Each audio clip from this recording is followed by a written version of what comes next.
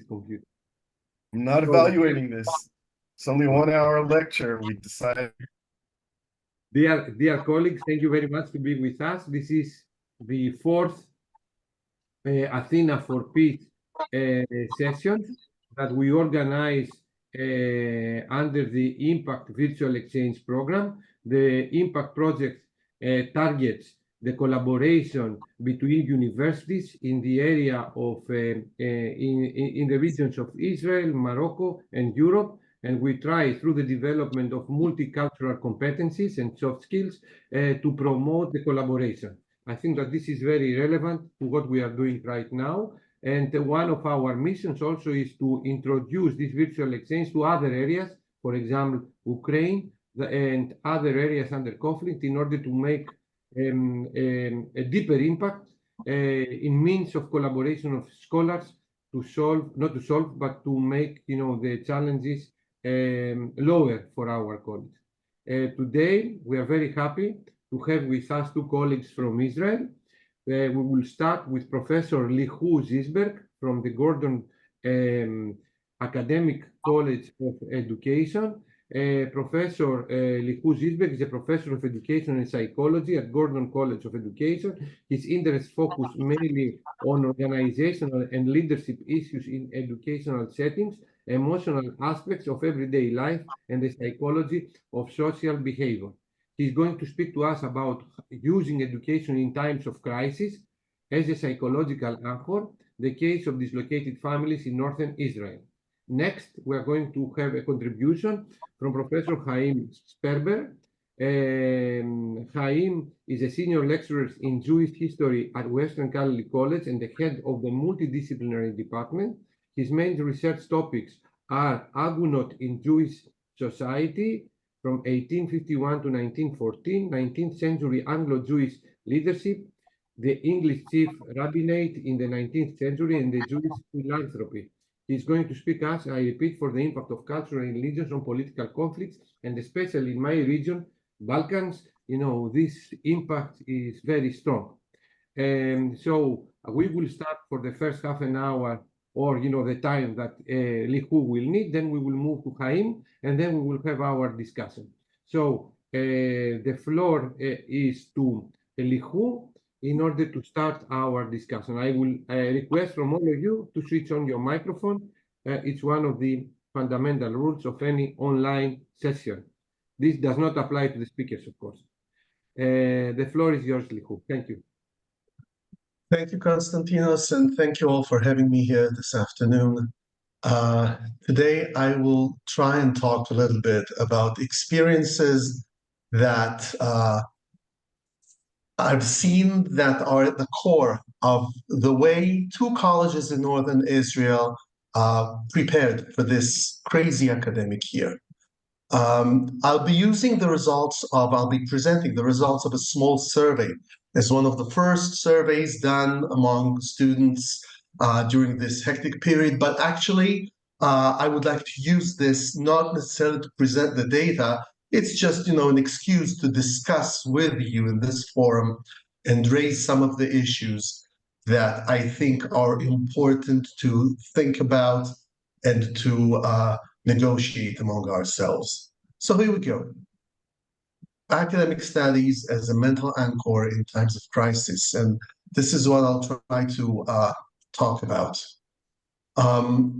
First of all, we'll explain a little bit what's going on in recent months around here, and the worries we had as academic organizations around Israel about coming back to an academic year when the events of October 7th, sorry, not 10th, took place basically 3 weeks before we had to go, but planned to go back into the new academic years. So all the kinds of worries and issues that were raised, we were thinking, okay, what do we do with this academic year?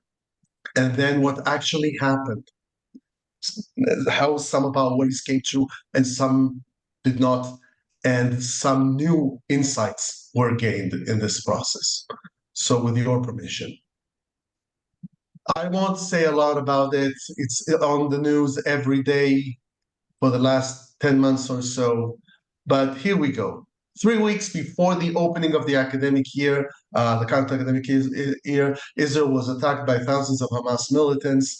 About 1,500 died on that day and about 150 kidnapped. Since then, we are entangled in a war that has taken a lot of life from every side involved, and of course have put a lot of our systems under huge yoke of weight and over exhaustion, if you will. At the same time, where, for example, emergency industries, knowledge industries, infrastructure industries, there were no questions. Of course, they must operate, they must work, they must provide the services as we go into this period. But what happens with higher education? And the voices were many. Some said, we cannot stop the knowledge machine. We cannot do this. Others, especially students, said, and here you got a picture that was circulating on the web. BGU stands for Ben Gurion University, which is the large university at Southern Israel. And it says, Ben Gurion University, wait for us. Students were basically calling for, hey, we are serving our country. Wait for us. Do not open the academic year. Consider how you provide us with a chance of continuing our lives and promoting our academic degree as we serve our country. And we have to say this because it's not obvious to many that 70% of the Israeli Defense Forces manpower is actually reserve service personnel. So most of our soldiers are basically civilians who join the army and do reserve service for about a month a year, give or take, a little more, a little less. Of these people, about 30% of the student body in Israel are serving in the reserve services, women and men alike. So a vast portion of our students were actually serving in the front lines, fighting the war. What to do? How do we make a decision based on when to start the academic year? What to do? And eventually, there were many calls and many issues, and basically the Ministry of Education, as well as the Association of Higher Education, the Higher Education Authority in Israel, basically sat together and came up with some sort of an idea as a delayed academic year was planned. But just bringing people back to school was not an issue enough. We had to consider other things. The first thing, the calls for cancel the academic year. Do not open the academic year. Israel is right now fighting for its life. We have other things to worry about. Academia will wait. But will it wait?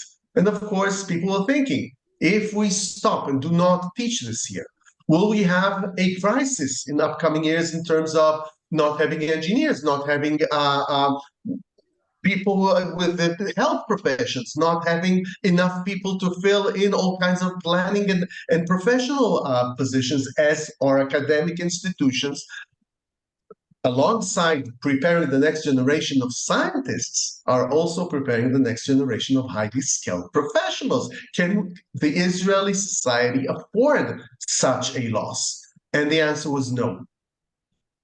Will people want to study together? The issue of the war, and every time there's a clash around the Palestinians and Israel, other countries in the area in Israel, it raises the ugly head of the specter of inter-ethnic animosity in Israel. And we're thinking, will Arabs and Jews go back to school together as if the war has not happened? Will we see stronger voices calling for extreme actions, populistic opinions, hatred speech, and so on? And we were very afraid of it, and we were preparing. The two colleges I was involved in, both were hectically preparing the ground for what happens if someone raises their hand in class and say, I do not want to learn with an Arab or a Jew next to me. And so what happens then? How do we address this? How do we cure this, if possible? So that was another worry which we're very, very, very stressed out about. Last but not least, of course, will people be mentally available to learn?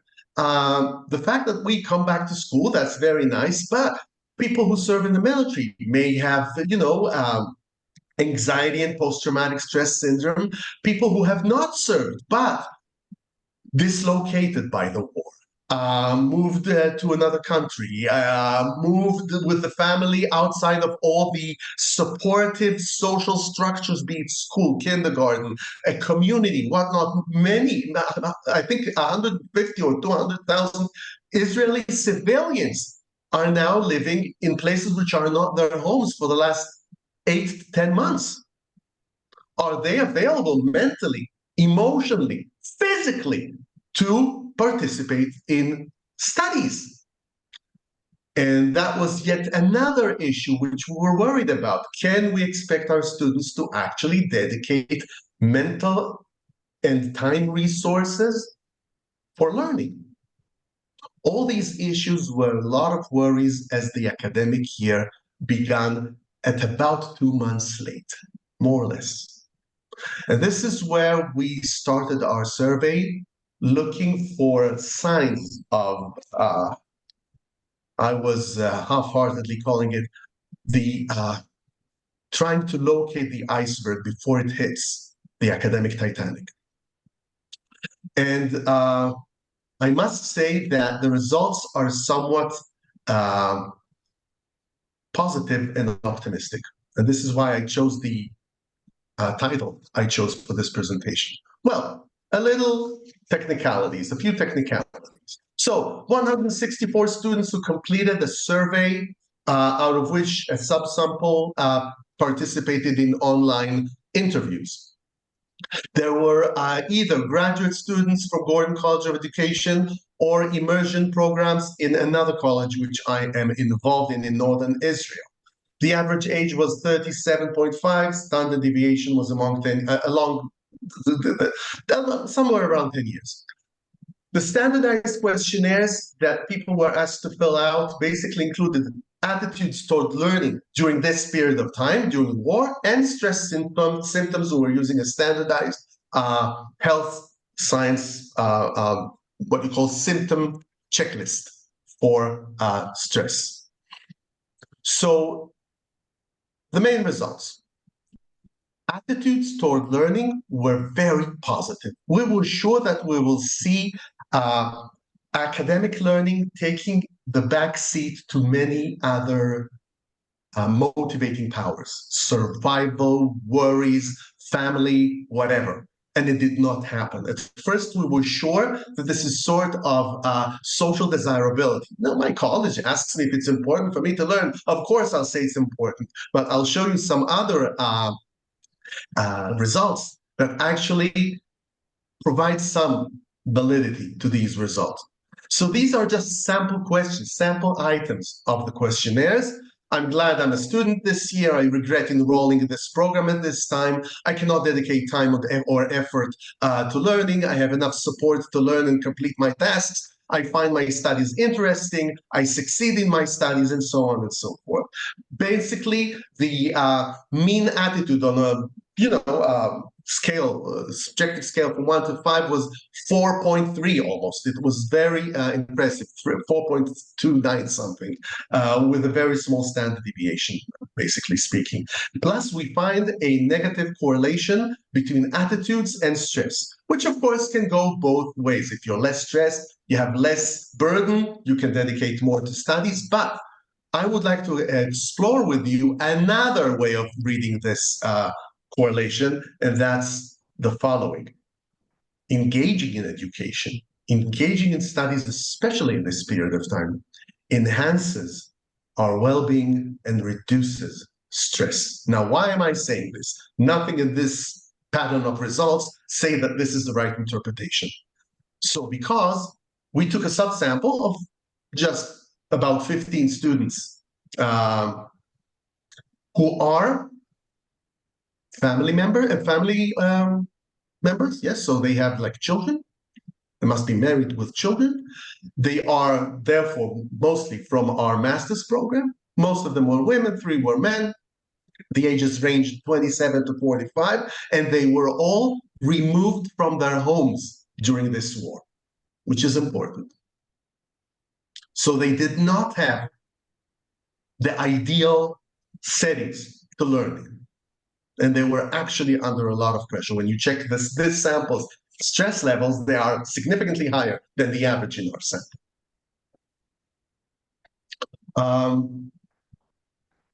Okay. We asked them a simple question. Please describe what your studies mean to you. That's it. That's it.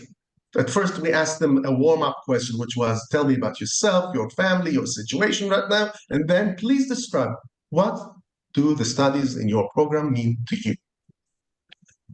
And this is where I came up with the thought that it can work both ways.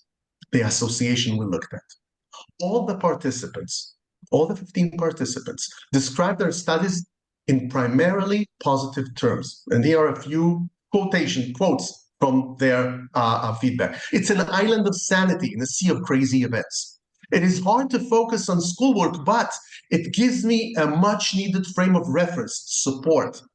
It helps me maintain a future perspective, and that's something that a lot of them said. They say, we have nothing to look forward to. We do not know when we will be returning back to our homes. We have no idea when the war is going to be over with. We're not even sure, and actually recent national surveys show that less than 40% of the Israeli population are convinced that this conflict will end with an Israeli win. So we are not even sure how it's going to end up. Many people see a real existential threat to this conflict.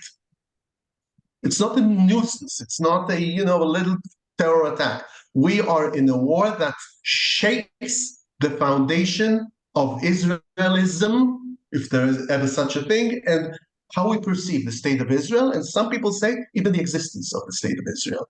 And this was talked and mentioned in numerous ways, that it gives you something to look forward to in a time in which there's nothing much to look forward to. There's not a lot of hope. And we do know that where hope is, there's resilience. And if there's no hope, there's no a chance of positive events happening, even if it's in the future, even if we will have to carry a lot of weight until we get there.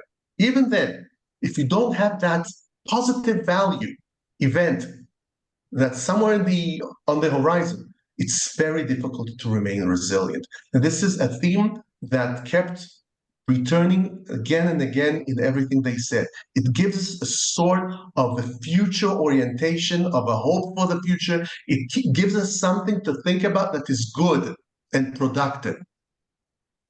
Having said that, they all, without exception, complained about needing more concessions, more conditions. They wanted to pass their studies without taking tests and other things. I mean, students being students, that was very amusing. But again, this was alongside a really eye-opening experience that says, we were very afraid to open this program, fearing that people will not want to, won't be able to, and to dedicate themselves to their studies, and won't be able to sit together in a classroom and share ideas. And all these 3 awful expectations actually disappeared into thin air. In the 2 colleges, there was only one event that could be somehow interpreted as an ethnic tension between the participants in classes. One event in what we're talking about 5-6 months now into the academic year. It's one single event in one of the colleges. The other one had no such events at all. We see collaboration. We see Arabs and Jews and ultra-Orthodox Jews and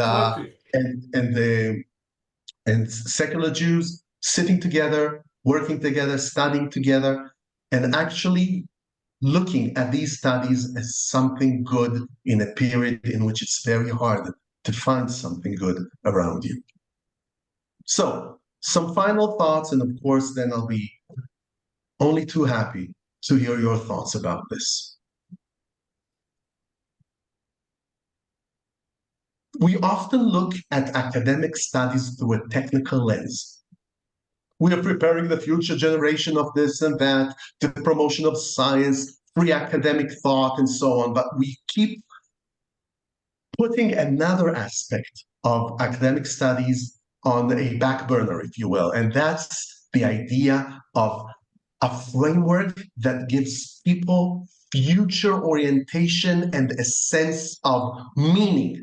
And you know what? It's enough that you think about when you're asking someone in your country, in your city, in your area of living, what do you do? And they tell you, I'm a student. What's our typical reaction? So, oh, good for you.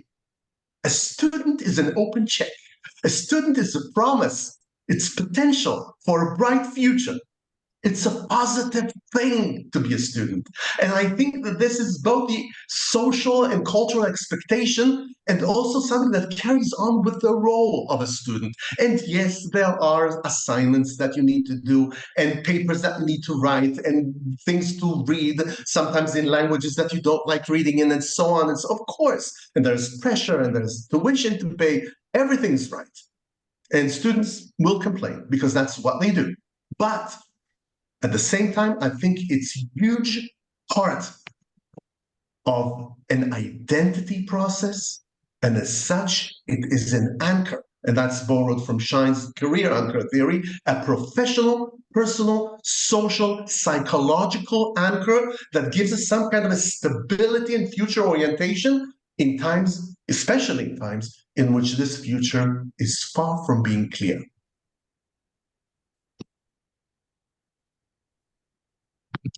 Thank you. Thank you very much, Leehu. Very nice presentation.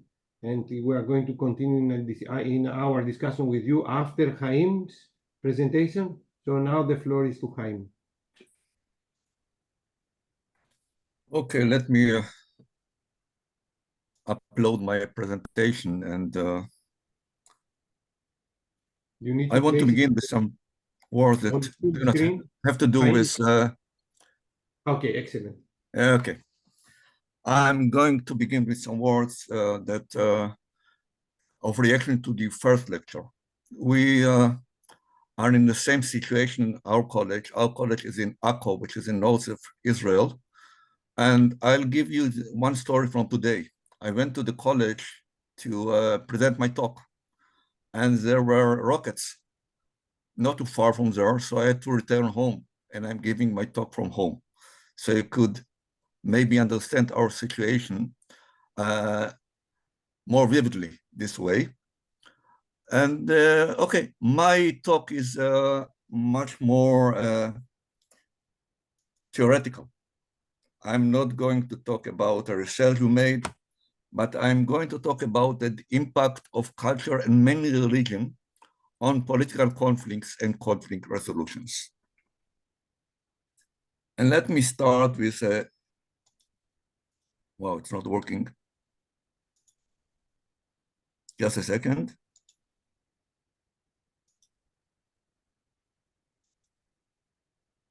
Okay, let me start with a quotation.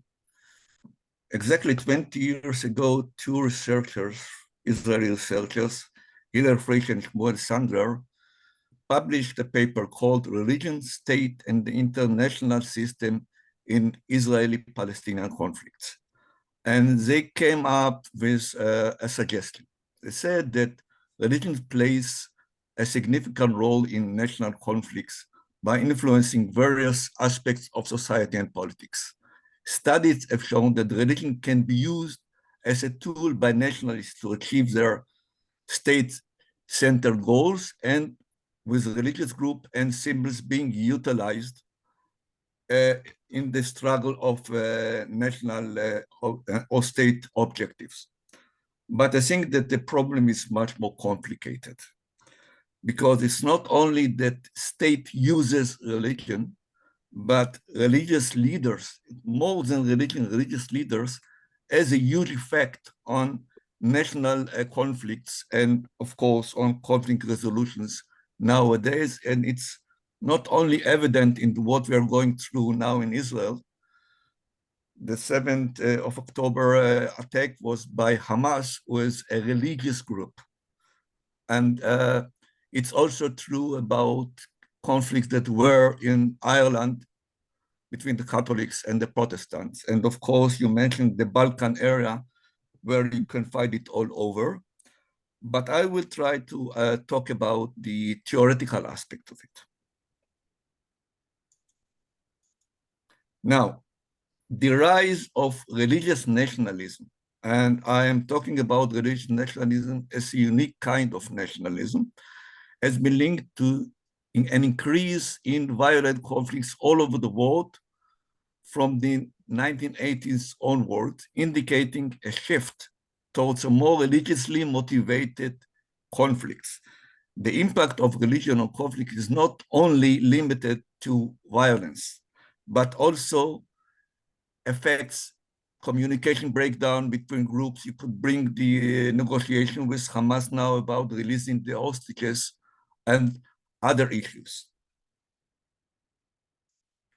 So I claim that religions can have a profound impact on national conflicts in 5 various ways. The first one, the ideas of identity and division. Religions offers quite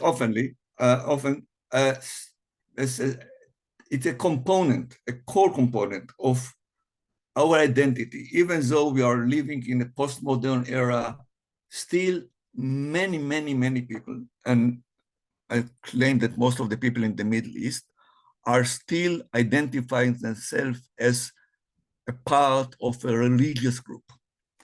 In national conflict, religious differences can become significant divider between communities and also among the communities, particularly in multi-religious societies, and Israel is one of those. Conflicts may arise when groups feel that their religious identity is either threatened or marginalized. The second effect of religion is of mobilization and solidarity. Religions can be huge in mobilizing people and creating a source of solidarity among them. And leaders use religious rhetorics, even though in many cases they don't really mean it, to inspire or justify actions during conflicts. And we've seen it quite oftenly in the last conflict between Israel and Hamas. Thus, enhancing solidarity within a group while demonizing the opponents. The Jews are portrayed in the eyes of Hamas in a certain demonic ways and vice versa.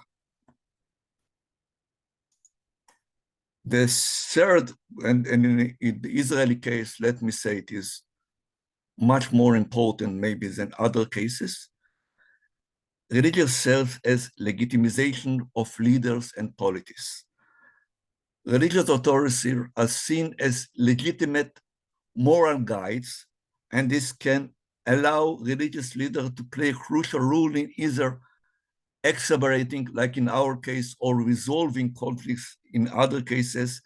It all depends on whether they support the status quo of division between religions or advocate for peace and reconciliation. The fourth issue that can show us the impact of religions on national conflicts is the issue of peace building and reconciliation. Maybe the most famous case was in Ireland, when religion ceased to be the main factor and politics became the main one. But in our area, we're still very far from it. And I hardly see any ways that religions can be helpful, even though there were some efforts by religious Jewish leaders and religious Muslim leaders, but it doesn't really affect the situation in Israel. And the third one, religion is not bordered by states. Religion can and does transcend national borders, and thus religious influences international relations and diplomacy. Religious solidarity or religious conflicts can lead to external support for intervention that may in some cases accelerate or some cases resolve national conflicts. Now, religious identity and affiliation has been found to be significantly important in influencing conflict, the way conflict style works out. And actually, it is more important when it comes to shape the identities of individuals to conflict resolution. Indeed, the intervening of religion and politics can, in some cases,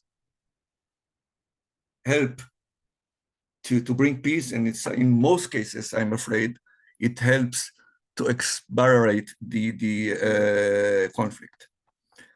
In post-conflict settings like Northern Ireland, after the resolution of the conflict between Ireland and Northern Ireland, Protestant and Catholics, the enrichment of national and religious identity has contributed to ongoing conflict. If you go to Ireland now and you want to get into a pub, they politely ask you if you're a Catholic or a Protestant.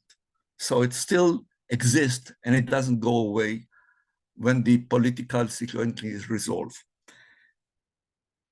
Now, the legitimacy of national movements can be deeply intertwined with religious narratives, leading to tension between religions and nationalism. I'll give an example a bit later. I'll do it now, actually. Religious buildings and religious practices also play a crucial role in, let's say, promoting unity within one group, but also contributing to the hostility to the other groups. The obvious case in Israel is what is called the Al-Aqsa Mosque in Jerusalem, where people go to prayers on Fridays, and in many cases, it was either the origin or the summit or the way that it was created that had to do with religion. And the first time it happened was before the State of Israel arose in 1936 in what is called the big Arab revolt against the British who were ruling Palestine. It began with an issue of nationalism, but very shortly became an issue also of religious antagonism between Jews and Arabs and the British. Now, let me say a few words about education. And I'll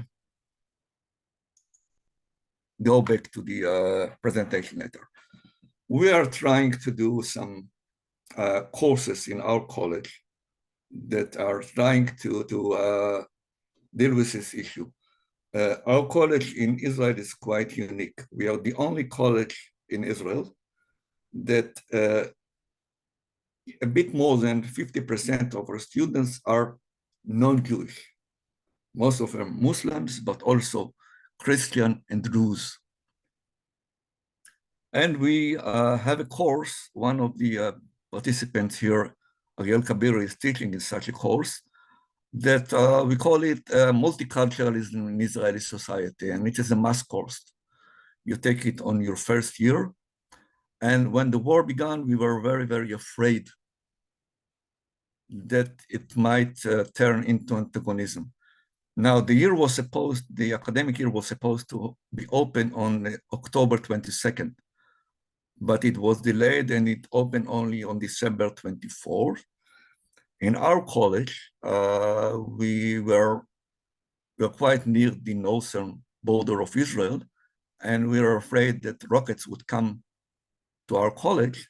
and we do not have enough places that people could come to class and go use the shelters. So we decided that we will teach via Zoom online. All classes are done online with a few exceptions. Every 3 or 4 weeks, we have a meeting at the college. And we were afraid, exactly like Professor Zysberg was saying before, how will Jewish students and Arab students coming to a course dealing with multiculturalism react? So we decided to postpone all those courses to the second semester.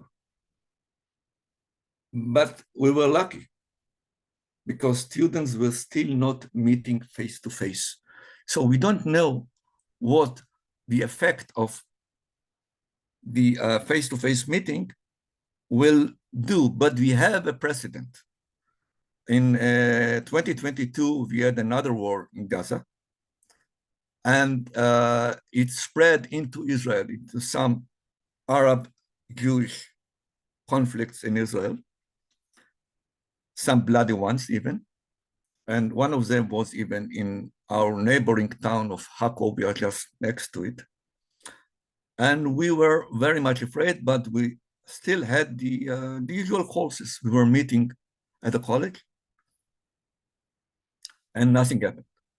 So we tend to think that education does have influence. I'm not sure. I think that when people are next to each other, this is what makes them work together, not the religious issues.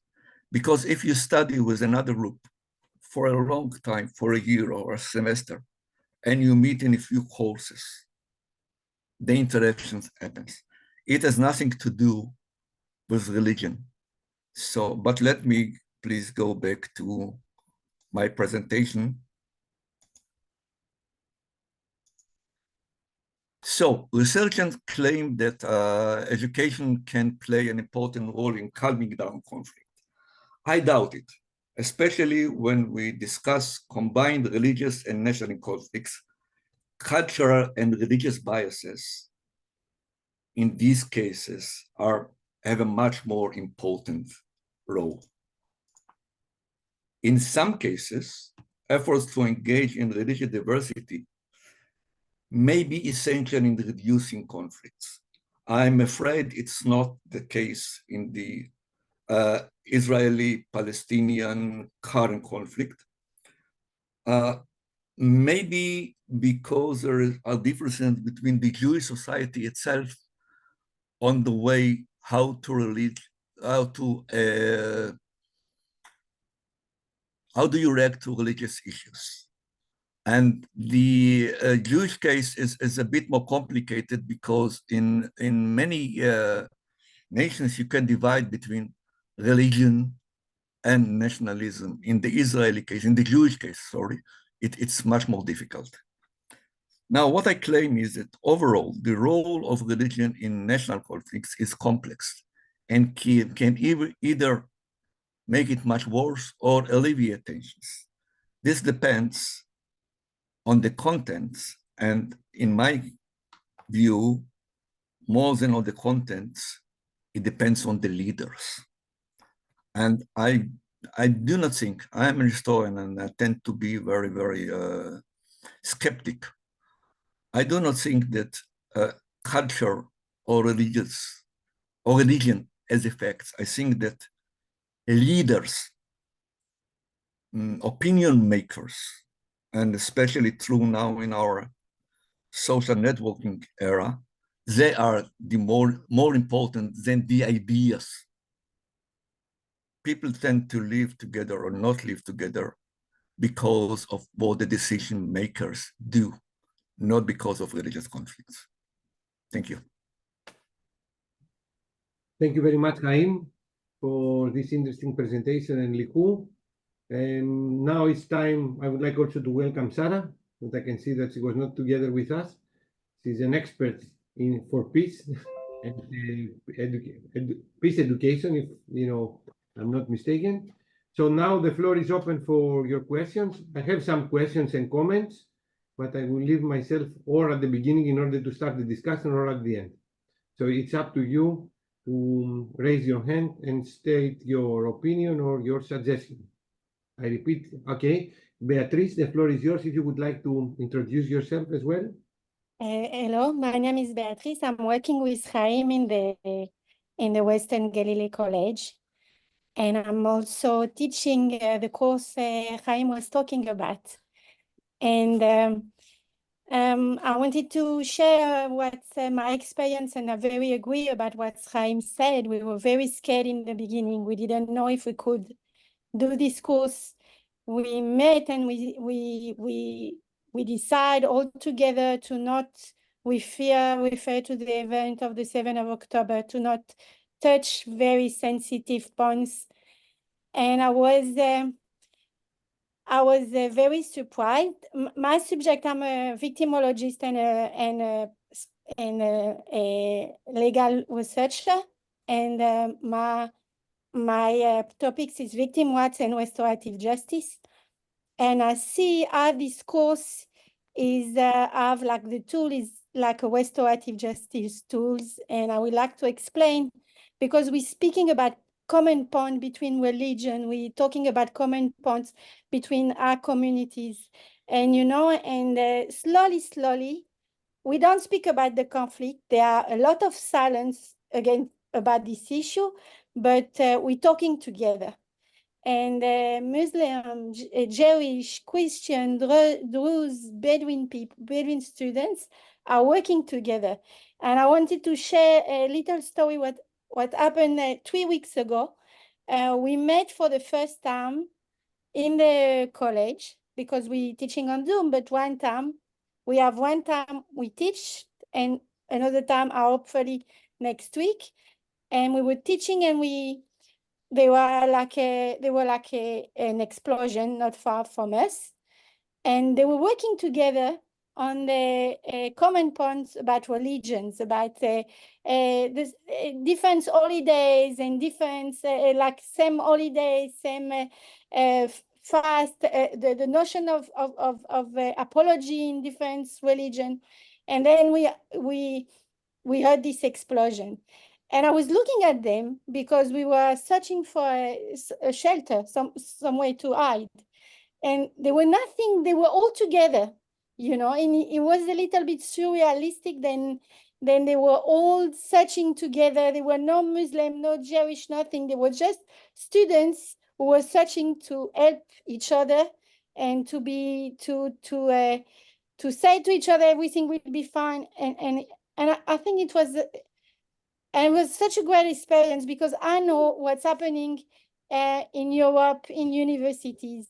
I come from France, and I saw what's happening in great institute like Sciences Politiques, and also like in Colombia, in United States, when students are in the streets screaming and with hate speech and everything. And I saw as students who are in the middle of a conflict, they not agree together. I'm sure we not agree. They not agree. They have different position, but we carry on teaching. They carry on learning, and I think Haim was telling about the place of religion, and I think that, and he said, and religion sometimes has nothing to do with it. And I think, like Haim, then they have the willingness to carry on living normally inside this tragic situation.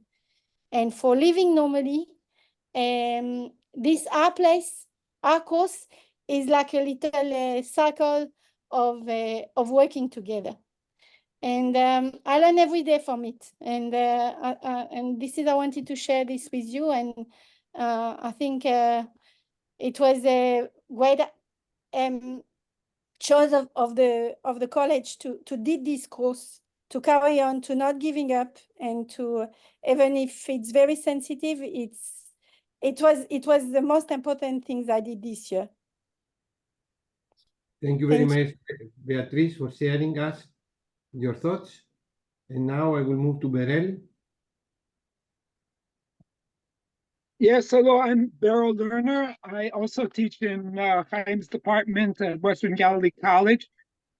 And although I certainly haven't researched this, I think that something else might be going on, that at this point, because the conflict looks existential, I think that Israeli Arabs really would like to continue living in the state of Israel.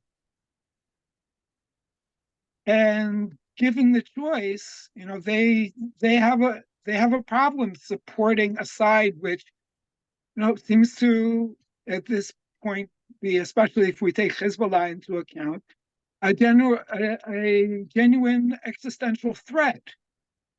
And we heard about the missiles fallen in the north, and I've taught Zoom classes where students interrupted me in the middle of the lecture to say that there was an air raid siren in their area, and they wanted to have us some time to move into a safe room. And it was not just Jewish students. The missiles are falling in the north. There are a lot of Muslims and Druze in the north, and they are certainly feeling the impact of that war.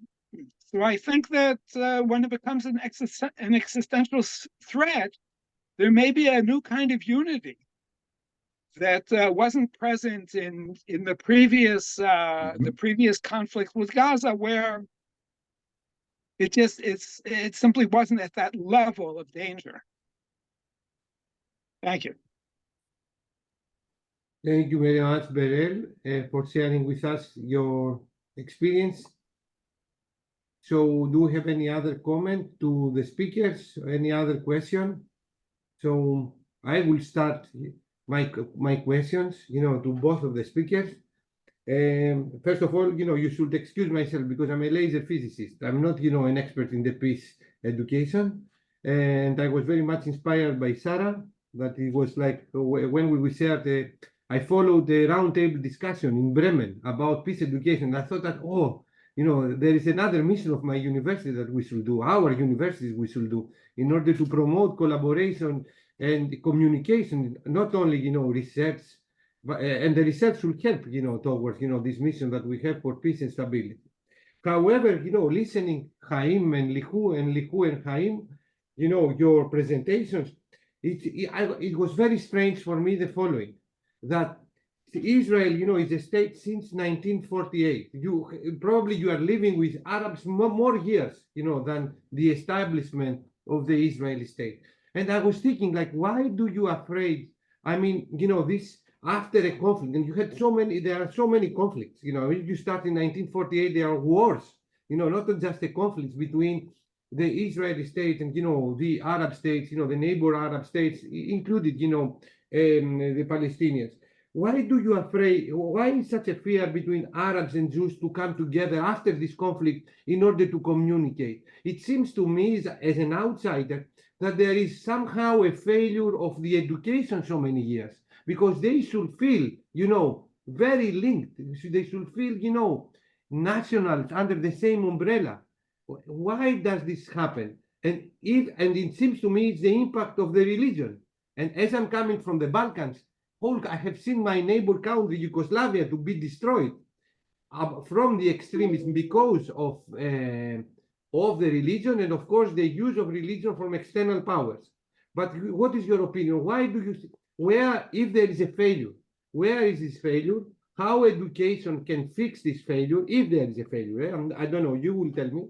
And how an international network, your internationalization of your universities can help in order to, not to solve, but let's say to make it, to help you towards, a solution of these kind of issues. Because in Greece we have the same. We have not a minority, I cannot say the word minority, it's not the word term. We have a Muslim population in North Greece that it seems that they have not integrated with us for a lot of reasons.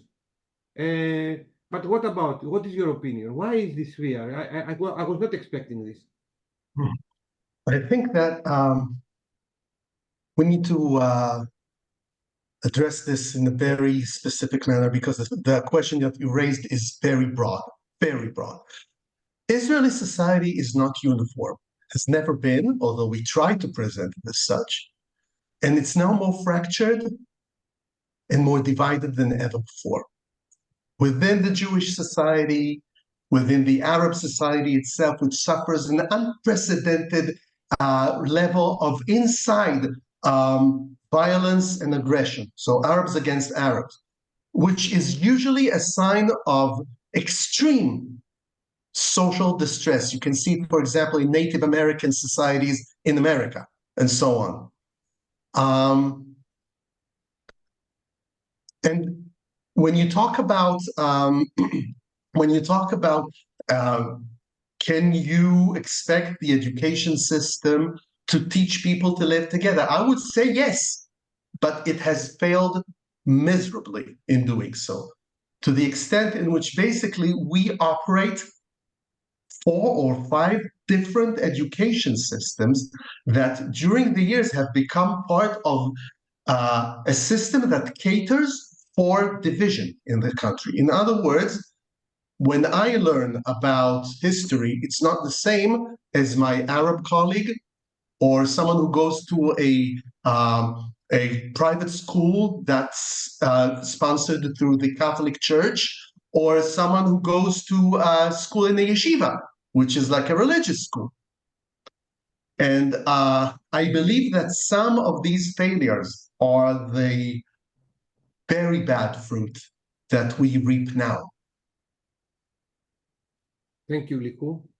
Haim, your opinion? Yeah, I have a different point of view, totally one, because I think that when we talk about nationalism and religion, you have to talk in different contexts than you talk in the European context, because nationalism as in the manifesto of a nation state is new in Europe.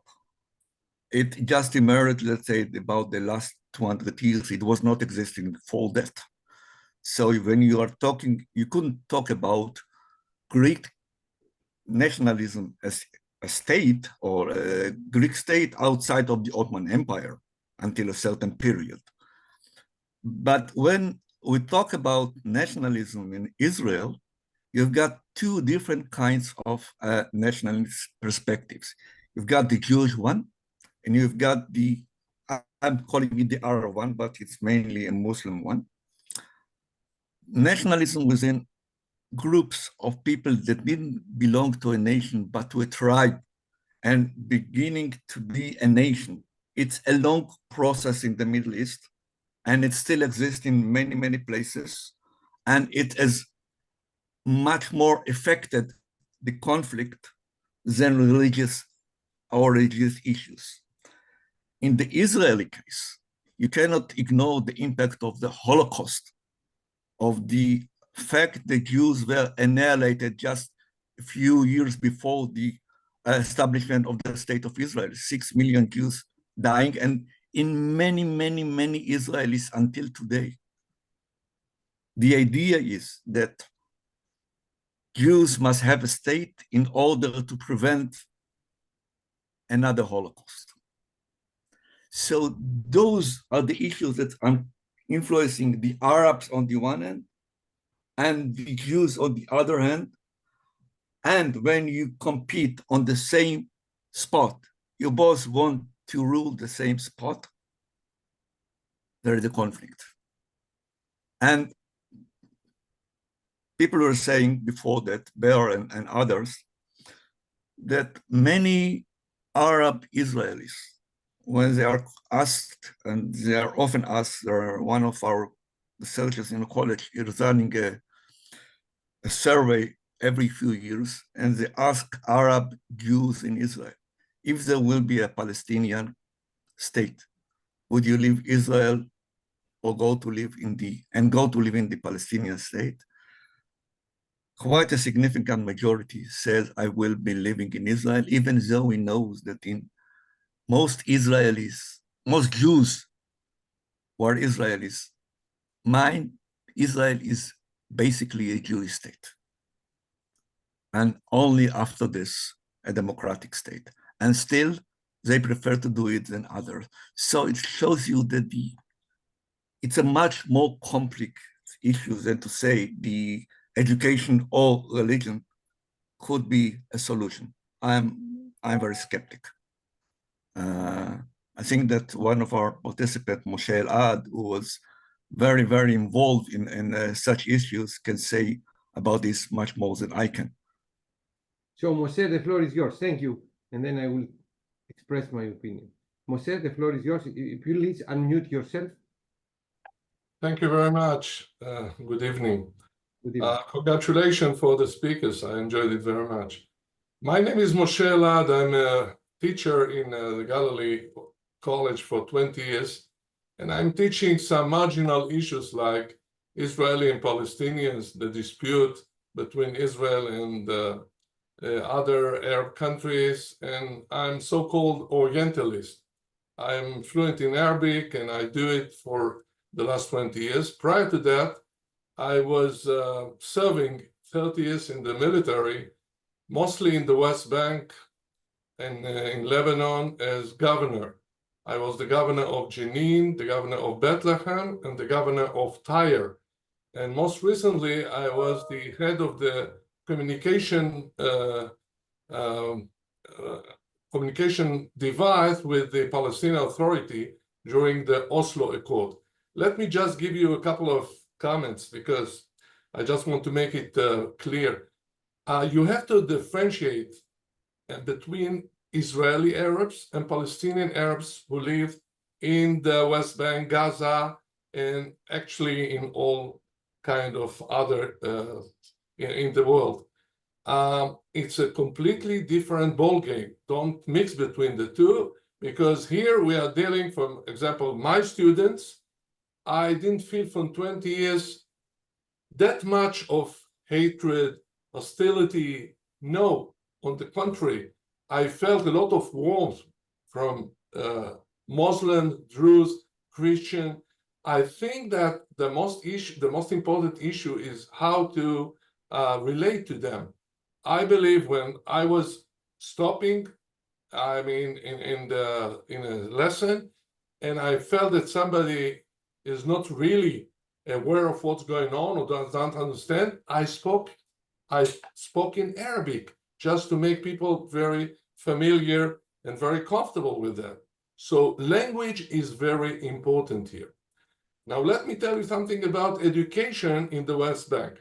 When I was the governor of Jenin, this goes back to in the 90s, people said, well, it's a matter of education. And I connected to the teachers and all kind of the managers there of the education system in the West Bank.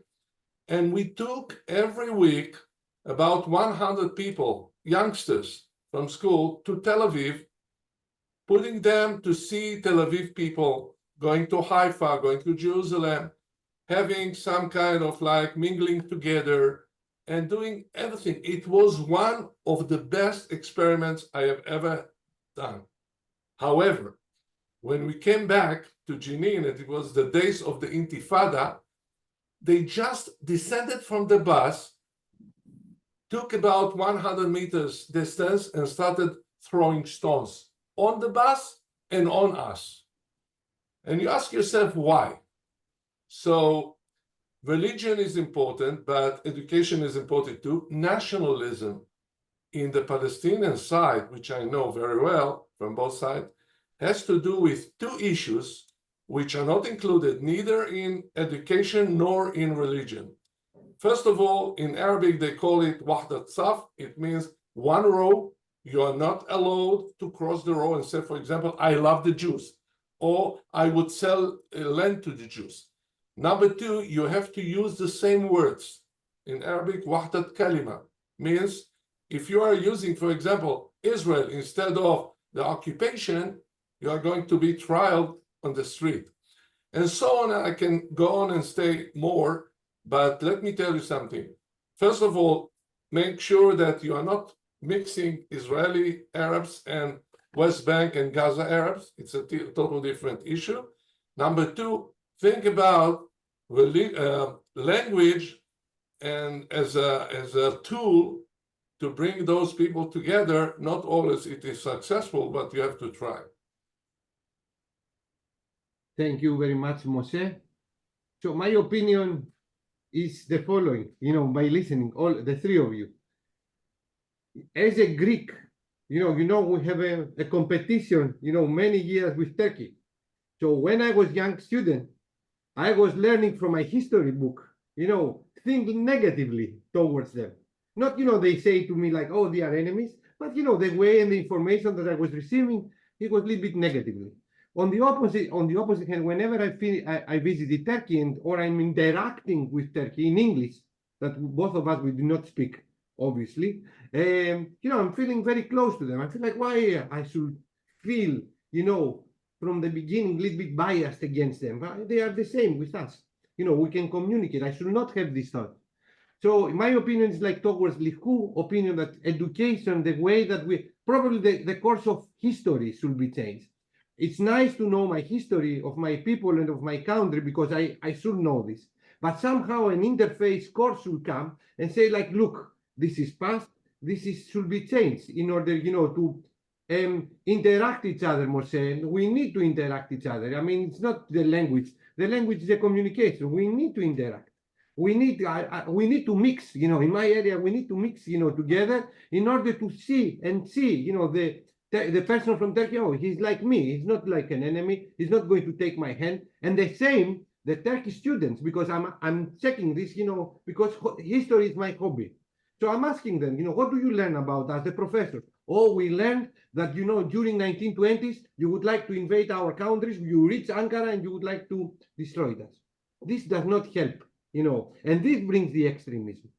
So I think that, history should be somehow do not be changed, but we should be informed somehow that this is not something that it should be an anchor and, prevent us to interact. I think that we should interact and we should mix and we should isolate, this is a lack of leadership. Someone told, I think Haim said, this is a lack of leadership. Whenever we have an extremism and starts from the religion, because it's an easy way to bias populations, I think this is the lack of leadership. And this is how we should teach our students, ourselves, how to make the new leaders. And I think that listening to you and thinking of my experience as a Greek person, I think we should modify somehow, not change the history, but we should interface something like mobility of students. How many? 40 Israeli students, they were together in Crete last week, before 2 weeks. At the beginning, I was very stressed. I said, like, what is going to happen? Thinking what's happening in the US, in Europe. I said, like, I had my eyes like open, I had 4 eyes around.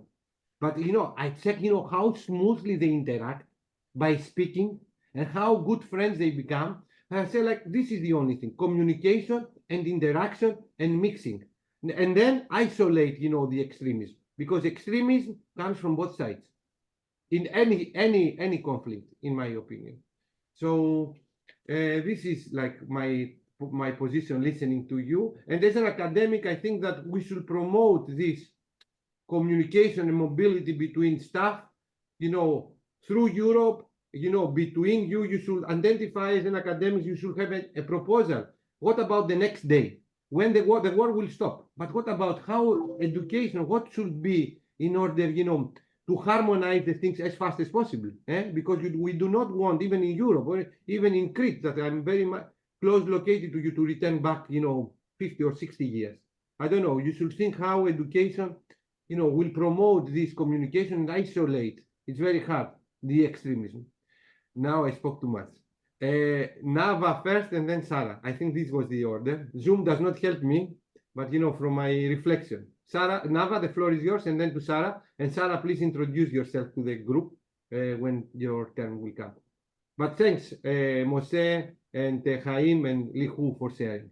Nava, the floor is yours. Well, thank you for an interesting discussion and a brave discussion. I want to say to you, Kostas, that our situation is a little different from the Greek-Turkish situation because that conflict was mostly in the past. We are living this every day. As we speak, me and Samia, we are corresponding on WhatsApp, and Samia saying there are rockets. So this is something that is going on all the time. It's not that we think about 90-20. Okay, so this is the difference. We don't have a minute to think, to reflect, to stop, to rest. And that's a big problem. Also, it should be known that on 7th of October, the people that were hurt were the most tolerant, open, Arabic speaking, the people who actually helped to bridge the gap, they were the first one to get hurt. And that created, as our first speaker said, an existential crisis.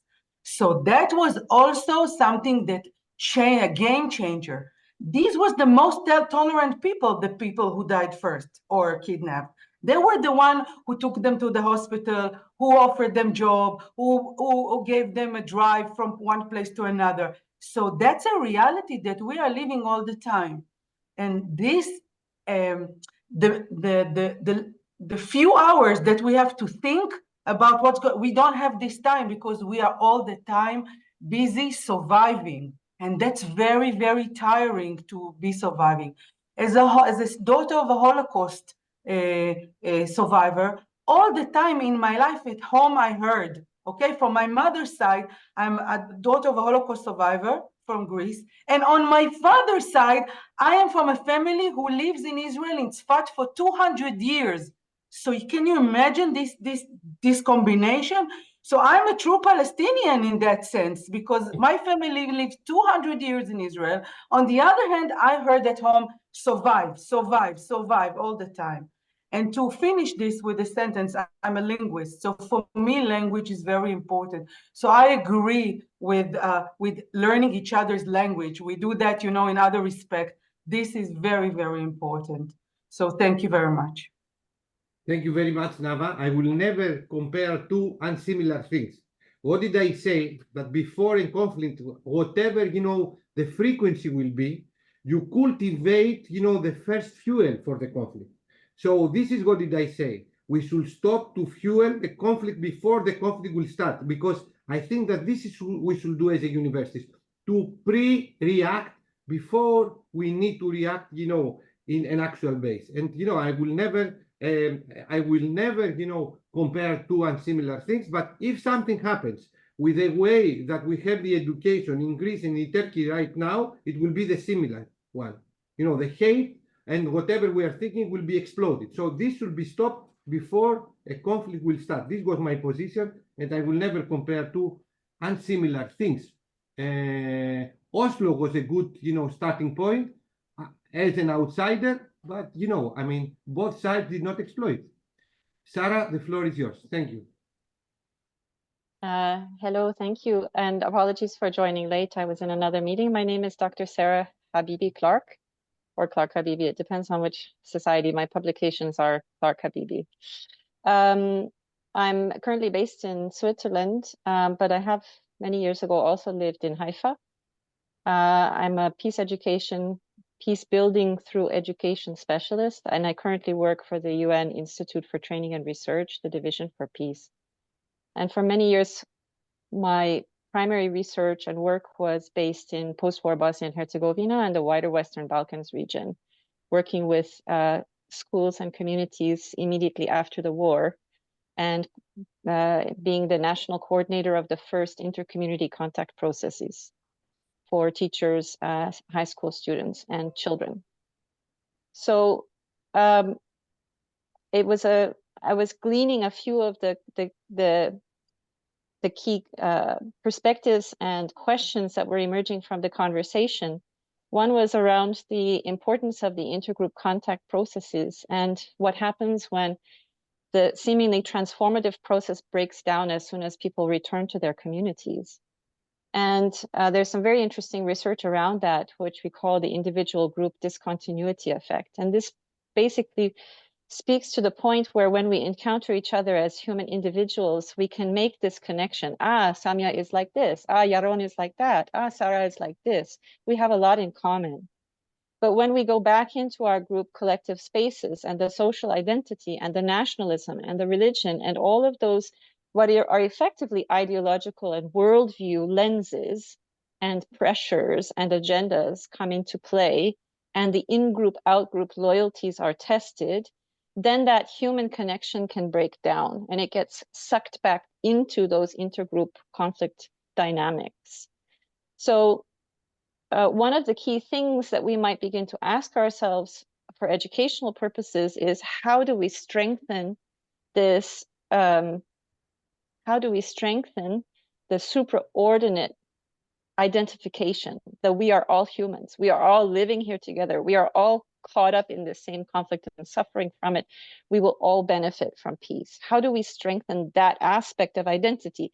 And education, unfortunately, in Israel and Palestine, in the Balkans, and in so many parts of the world, is guilty of putting the national interest above the human interest. And one of the ways in which education is guilty is that it, as another speaker mentioned, it reinforces narratives around incompatible histories and incompatible futures, grounded in competitive victimhood.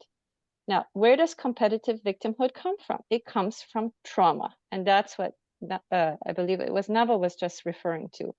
Extensive individual, collective, intergroup trauma. So it's not surprising that there are these existential concerns. It's not surprising that there are these existential reactions, defensive, protective reactions. We need to exist in safety. What can education do? Education can do a lot. Firstly, education can tend to the safety needs of the humans in the room. How are our education systems caring for the safety needs, for the emotional regulation needs? How do we start our meetings and our conversations? Are we caring for the emotional safety of the people in the room? Are we creating a safe space? Safety then enables us to be a little bit more brave, but we can't get to bravery without hurting each other if we don't start with safety. The other thing is that this narrative of collective and competitive victimhood, our histories tend to focus on our collective sufferings and to glorify them, and to forget our collective achievements. And we are all full of mistakes, and we are all full of achievements as humans and as communities. Israel has made incredible strides from the Holocaust time to today in all it has achieved to bring people together, to foster flourishing communities. Palestinians have achieved enormous amounts in terms of being resilient in the face of challenges. What happens in the individual collective discontinuity effect is that other factors come into play, like structural injustice. I love you as a human, but I'm hurting because the system doesn't support my well-being. So how do we narrate common striving towards better human shared living? Is our education teaching us how to do this? Are we learning each other's languages? Are we celebrating each other's achievements? Are we admitting our mistakes? We all had childhoods. We all made mistakes. Is that the way we describe ourselves as adults? No. We describe ourselves as adults by our learning, by our growing consciousness, by our skills. Humanity is learning how to build justice. Humanity is learning how to build wider spheres of belonging and inclusion. How do we integrate these narratives? That would be, just for me, a few starting points, because we need those narratives in order to strengthen that collective shared humanity. And we need those narratives in order to foster individual and collective healing. Just a few ideas. Thank you very much, Sarah. I totally agree with your points. Thinking, myself, how did I feel? Because, in my case, coming back, I felt that I have not learned history during my high school. I learned something else, that by reading, going outside and reading, books all over, the points of view. I thought that, exactly this, my history taught me, about our catastrophes and our victories, nothing about the other side. Reading the story from the other side, the same. So this is exactly, some of your ideas, and I will keep that education. We can do a lot of things, and we should not place nationalism over people. I mean, in any places or all over the world. So Beryl, you raised your hand. You would like to comment? Right. Yeah, I just like to say that in regards to education, I think we have to understand the various circles here. I think all these things that have been said are fine, again, for relation to Israeli Arabs. But unfortunately, the people who are literally trying to kill us are military proxies of Iran.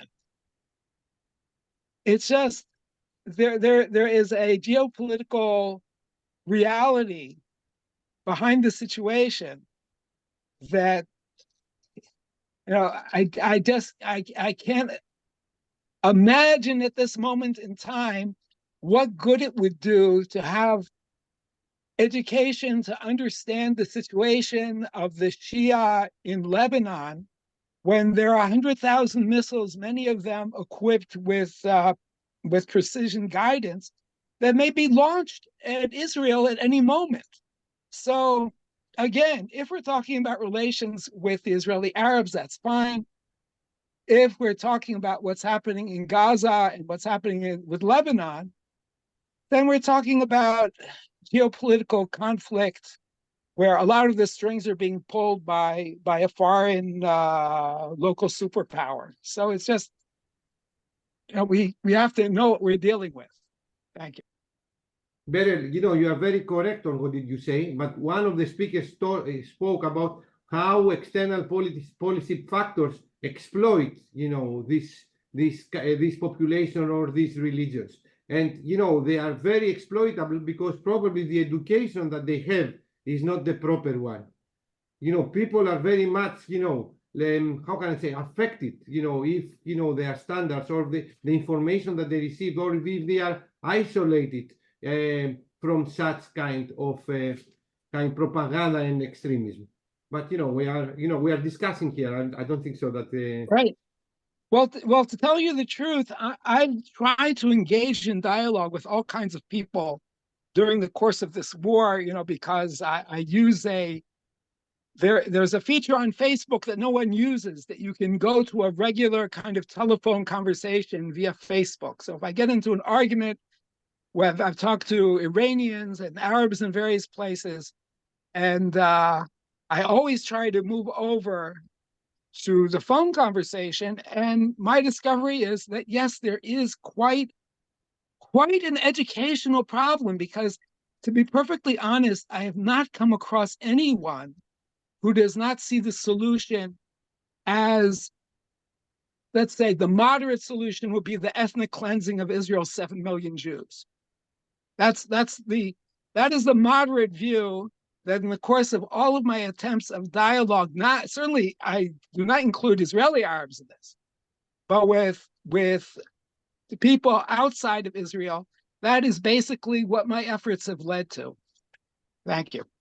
I mean, this group of people, should not have a place, in our discussion or in our world. We should find out ways to isolate them from where do they come.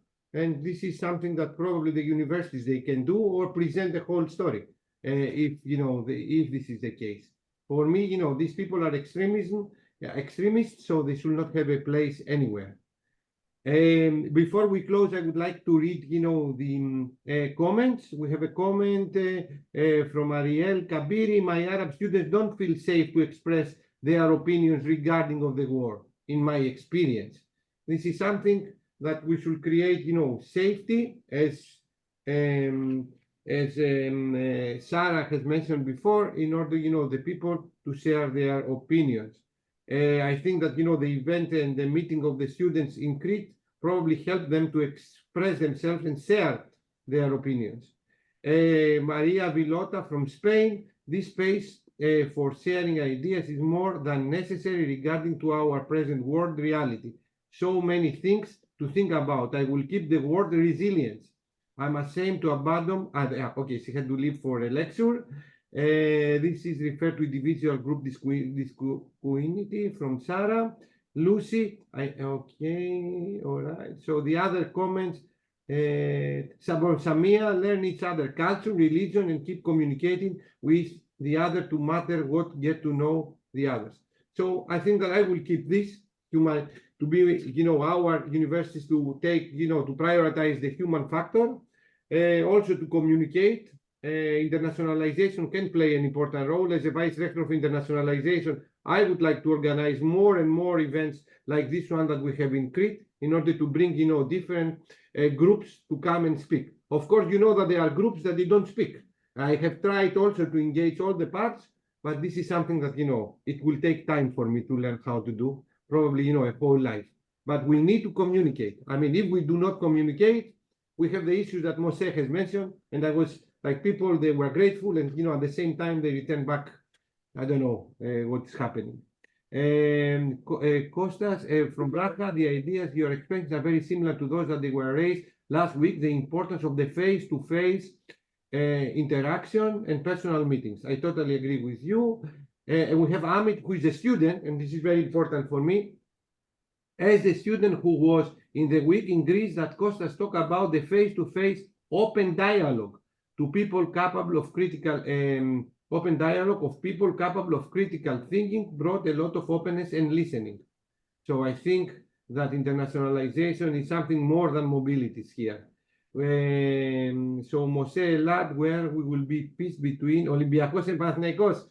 I will tell you, Elad, next week we have the final. If Panathinaikos, I'm Panathinaikos fan. If we win, peace. So I'm going to follow it. Thank you very much. I'm also very green, so I'm for Panathinaikos, so it's fine. Thank you, Haim. You will be invited again. I'm from Maccabi Haifa, we're green, so that's the same color. Excellent. So thank you very much for sharing your opinion. This is a place to discuss and exchange opinions. We very much appreciate. I'm collecting some else after each lecture. I'm collecting some bullets. I will share with you at the end of the first round of this discussion. Thank you. Thank you. Be safe and take care. Bye. Thank you. Keep safe.